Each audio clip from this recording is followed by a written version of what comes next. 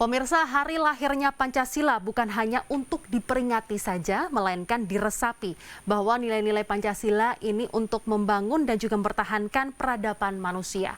Sayangnya paham radikalisme sangat mengkhawatirkan karena bukan hanya menyasar golongan tertentu, melainkan juga menyasar anak muda. Pancasila Benteng Radikalisme akan dibahas bersama saya, Fatma Ayu.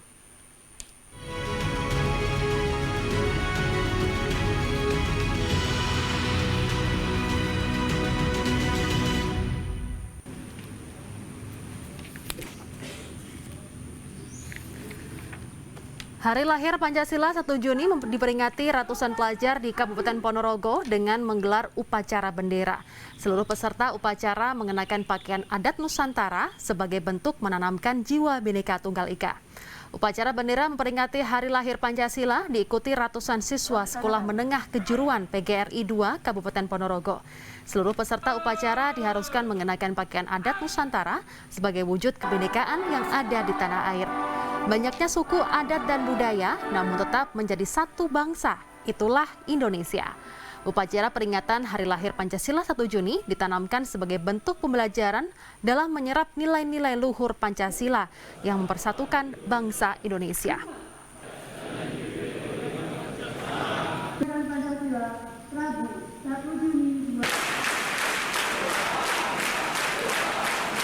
Pemirsa, Anda menyaksikan dialog Titik Tengah kali ini berkaitan dengan Pancasila Benteng Anti Radikalisme dan sudah hadir di studio Metro TV Jawa Timur ada Kompol Bahrun Nasikin atau Pak Bahrun selaku Kanit 2 Subdit 4 Ditintel Kampolda Jawa Timur. Selamat siang Pak Bahrun.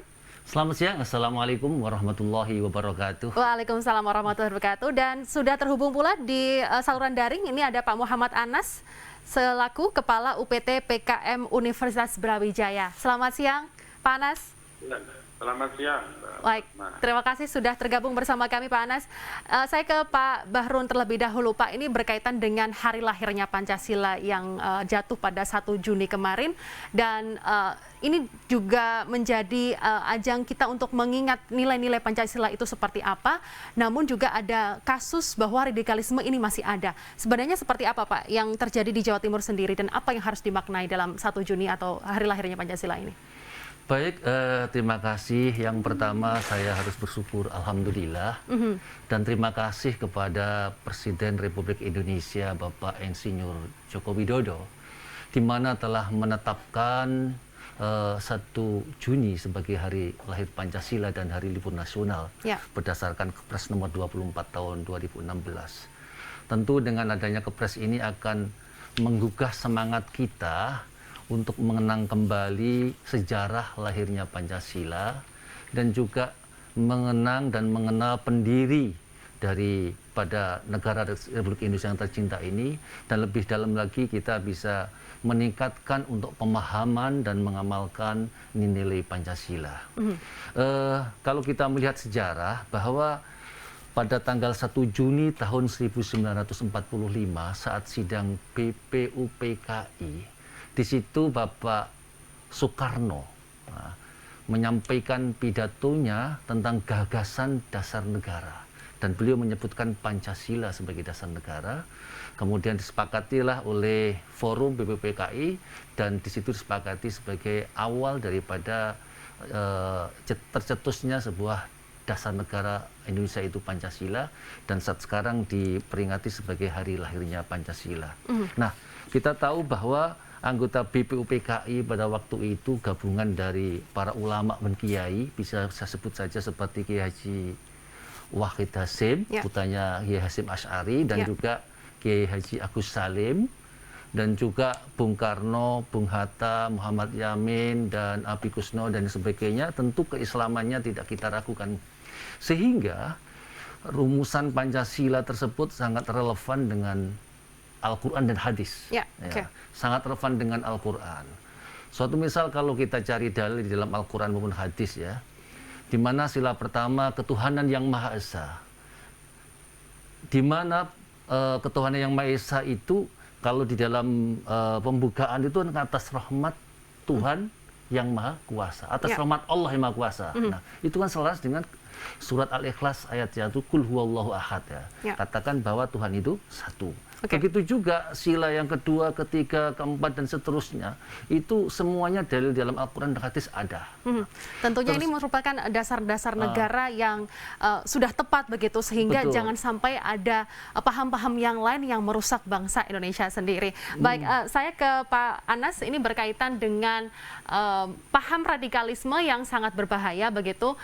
Pancasila ini merupakan dasar negara yang sudah tadi disampaikan oleh Pak Bahrun bahwa luar biasa founder kita sudah mencetuskan Pancasila dan jangan sampai dirusak begitu nilai-nilainya. Tapi ada kasus ini di Malang, di Universitas Brawijaya, ada maba atau mahasiswa baru yang terkena dampak dari radikalisme itu sendiri. Seperti apa ini kasusnya nih, Pak Anas? Ya, terima kasih. Saya sendiri sebetulnya tidak terlalu jauh ya memahami atau mengetahui kasus terpaparnya salah satu mahasiswa kami di Universitas Brawijaya. Mahasiswa tersebut bukan mahasiswa baru, Mbak Fatma, bukan klarifikasi, itu angkatan 2019 yang memang dari penelusuran kami dan informasi yang kami terima sejak awal masuk kuliah itu memang kalau kita lacak di media sosialnya memang dia menyebarkan paham-paham yang radikal sifatnya dan berafiliasi kepada ISIS begitu. Jadi memang dari awal sudah ada benih-benih ke sana sebetulnya. Sehingga akhirnya kemudian kejadian kemarin sampai ditangkap oleh Densus 88. Oke, dan saat ini proses masih berlanjut dan dari pihak Universitas Brawijaya sendiri apa sikapnya nih Pak? Dari WR3 kemarin dan jajarannya sudah mengumpulkan para WD3 dan juga melakukan konferensi pers mengenai hal itu. Dan kita sebetulnya Universitas Brawijaya komitmen dari awal untuk melakukan apa istilahnya deradikalisasi, dan itu kita sudah lakukan dari proses maba, PK2 maba itu sampai adanya program-program yang kita lakukan. Misalnya di UPT PKM ini sendiri sebetulnya juga sudah lama membuat program sekolah kebangsaan, bahkan sampai berubah menjadi moral camp, yang itu kami laksanakan dari tahun 2017 sampai sekarang ini. Baik, itu yang ada di Universitas Brawijaya. Bagaimana dengan kasus radikalisme yang ada di Jawa Timur? Apakah ini meningkat di Jatim? Seperti apa Pak Baron? Ini nanti akan dibahas di segmen berikutnya. Pemirsa jangan kemana-mana. Kami akan segera kembali usai jeda.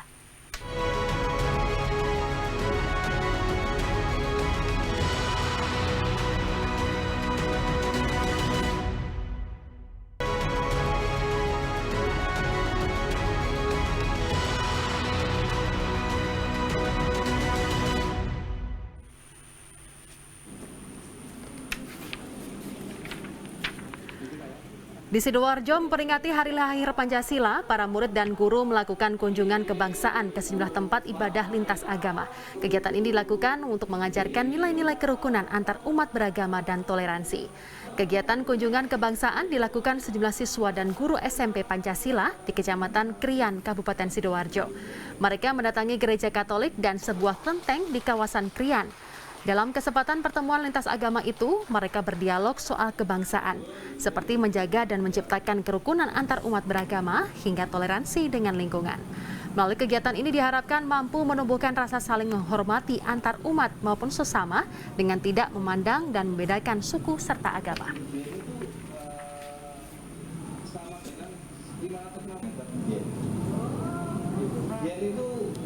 Kalau bisa dilihat indahnya perbedaan itu sebenarnya indah begitu ya Pak. Maksudnya dalam arti seperti di berita sebelumnya bahwa perbedaan agama, suku, budaya itu indah begitu. Kalau kita bisa memahami dan itu sudah tertuang dalam nilai-nilai Pancasila. Tapi ada paham radikalisme yang ini bisa merusak persatuan dan juga keutuhan bangsa begitu Pak. Kalau lihat di kasus di Jawa Timur, catatan kasus radikalisme ini seperti apa ini Pak? Baik. Saya akan cerita tentang perkembangan kasus teror dan radikalisme dan intoleran di Jawa Timur ya. Napi teroris yang ada di Jawa Timur saat ini ada 152 orang, 152, yang di LP ada 35 orang. Nah, terus kasus penangkapan teroris tahun 2020 10 orang, tahun 2021 meningkat 39 orang, dan untuk tahun 2022 ini 1 orang, yaitu kemarin di Malang itu.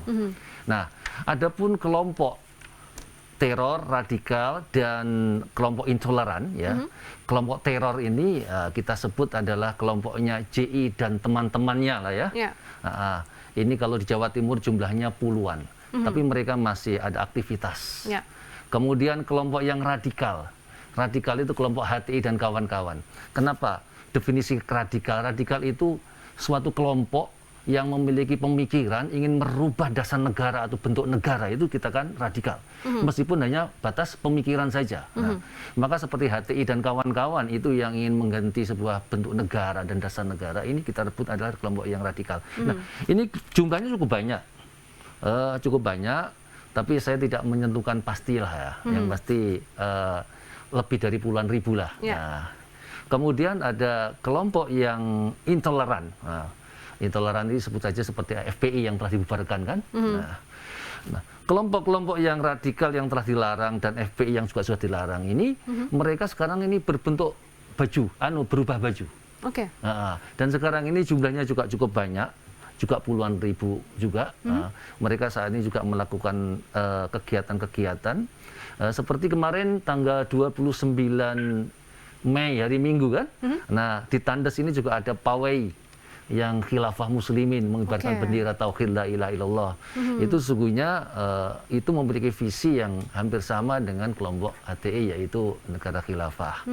Begitu juga FPI dilarang kan. Nah, kalau dulu namanya FPI Front Pembela Islam, nah diganti Front Pemersatu Islam disebutnya. Jadi kelompok-kelompok intoleran dan kelompok radikal dan kelompok teror ini di Jawa Timur saat ini menggeliat. Karena kita paham yang namanya isme itu paham, ketika ditekan dia itu akan tenggelam, tapi kalau dibiarkan dia itu akan muncul dan bangkit.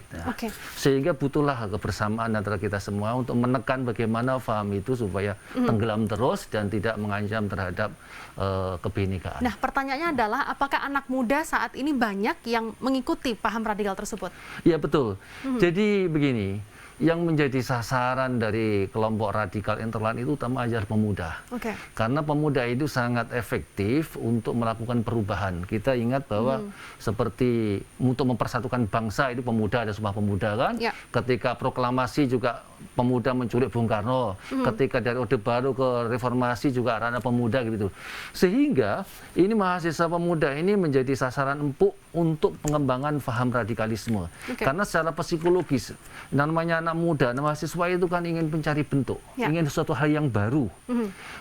Dan kebanyakan yang menjadi sasaran itu adalah di perguruan tinggi umum dan jurusan eksak. Karena eksak itu kan 1+1 2 kan begitu. Sehingga itu sangat mudah. Sehingga ketika kita petakan kelompok-kelompok yang masuk radikalisme ini kebanyakan dari kelompok-kelompok jurusan eksak. Sangat jarang sekali kita temukan di UIN suatu misal ya, jurusannya jurusan syariah, jurusan tarbiyah sangat jarang sekali. Nah, itu. Baik. Jadi anak muda saat ini rentan begitu terpapar radikalisme. Untuk mencari jati dirinya. Betul, karena juga penyebarannya kan melalui medsos, dan yang sangat bersahabat dengan medsos ini kan anak muda. Medsos ini juga sangat membahayakan begitu ya Pak. Sekali. Baik Pak Anas, ini berkaitan dengan anak muda yang rentan terpapar paham radikalisme. Ini apakah mereka sedari kecil sebenarnya sudah diajari Pancasila itu seperti apa, nilai-nilainya bagaimana, dari TK sampai perguruan tinggi pun juga masih diajari begitu. Bagaimana nih Pak implementasi dari Pancasila hingga saat ini, apakah sudah mulai terkikis?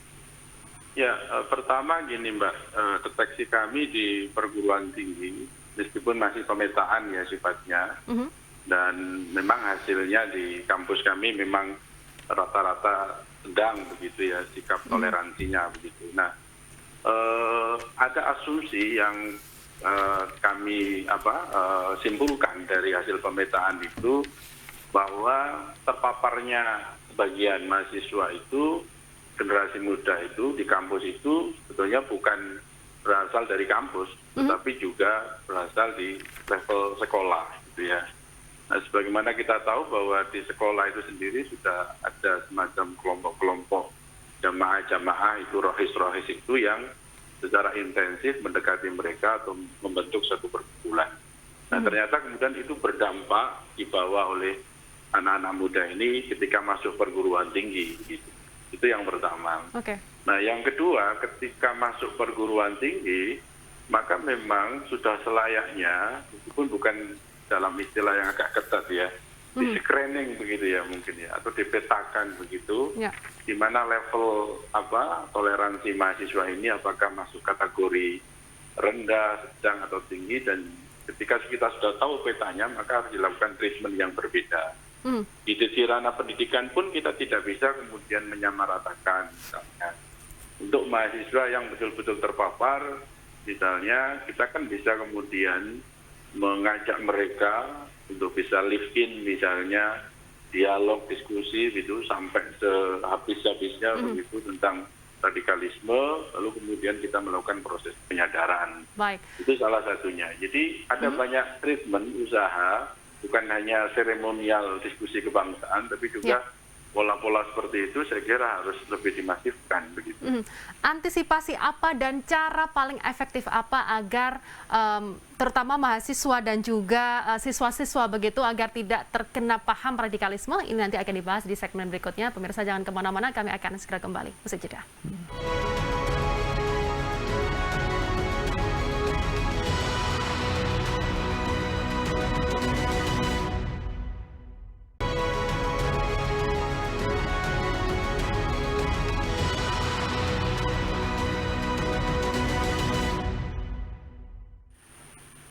Sebenarnya ciri-ciri dari paham radikalisme itu seperti apa agar para siswa, para mahasiswa atau masyarakat ini bisa lebih berhati-hati dalam memilih teman atau memilih ilmu begitu untuk memfilter begitu ini Pak? Oh baiklah.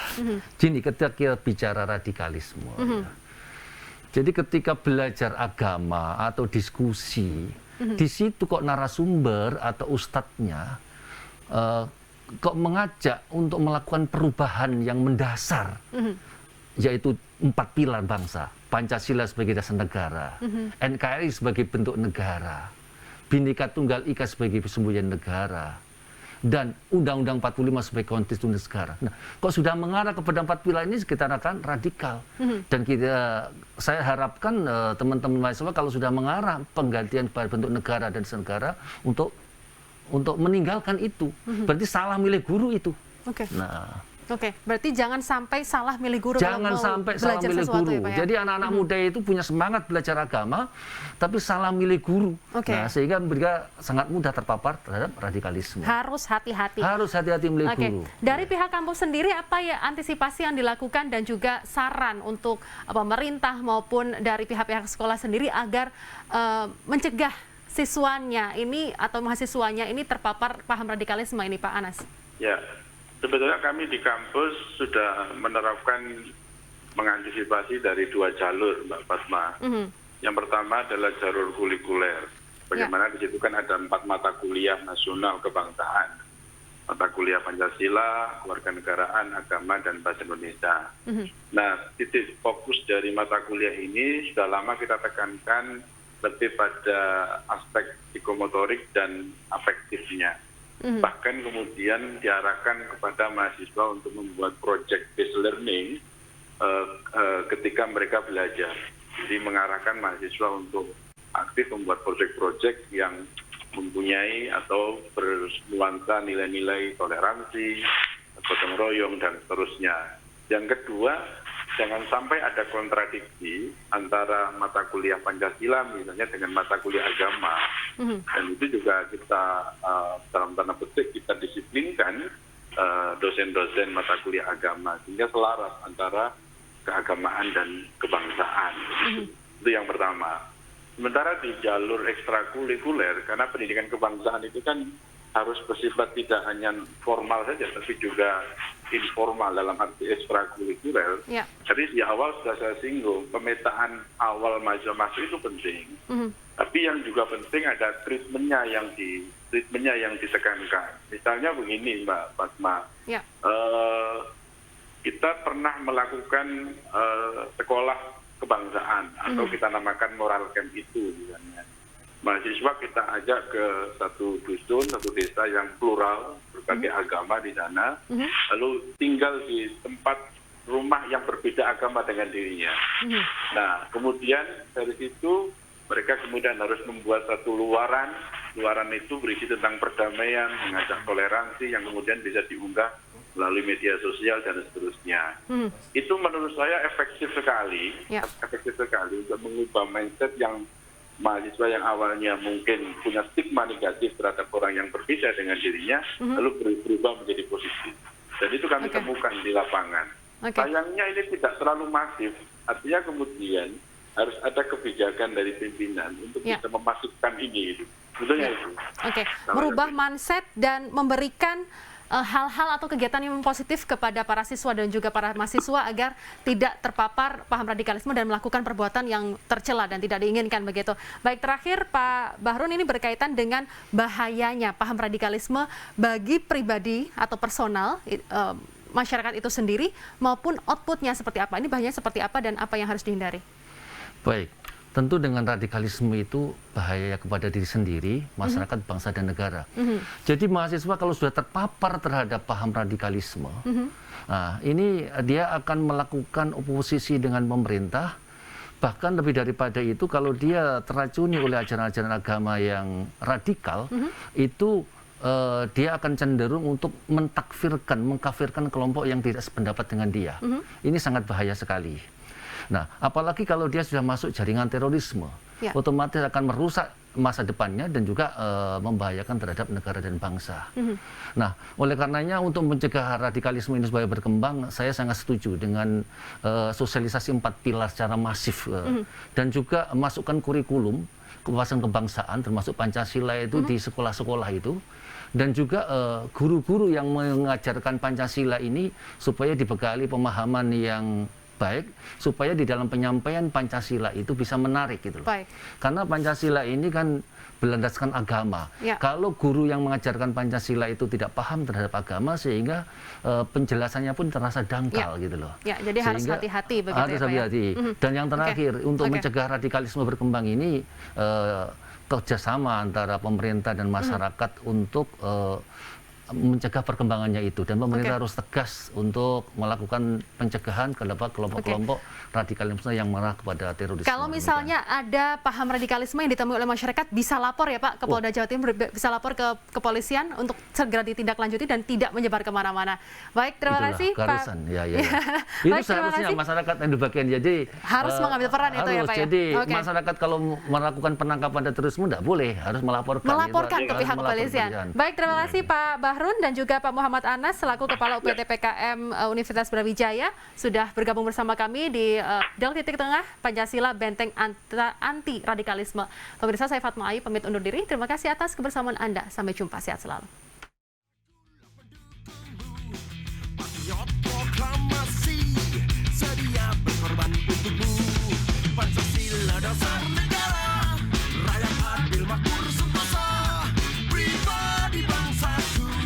Ayo maju, ayo maju, ayo maju, ayo maju.